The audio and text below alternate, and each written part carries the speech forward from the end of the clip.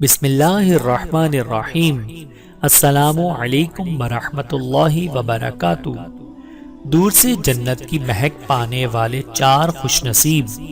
رسول اللہ صلی اللہ علیہ وآلہ وسلم نے فرمایا کہ چار قسم کے لوگوں کو جنت کی خوشبو 500 برس کی راہ سے آئے گی۔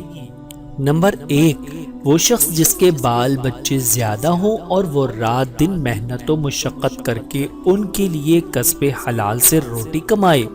نمبر 2، وہ عورت جو شوہر کو حق مہر معاف کر دے۔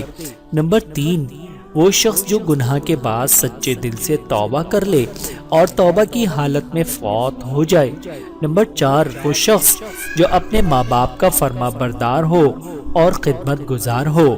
بحوالہ تذکرۃ الواعظین۔ مسلمان کی چار بری خصلتیں۔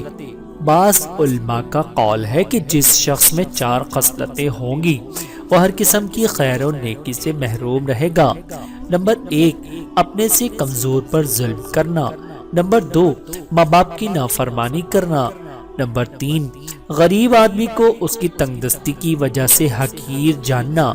نمبر 4، مالدار کی عزت صرف اس کے مال و دولت کی وجہ سے کرنا۔ اللہ تعالیٰ سے دعا ہے کہ اللہ تعالیٰ ہم سب کو سمجھنے کی اور عمل کرنے کی توفیق عطا فرمائے۔ آمین ثم آمین۔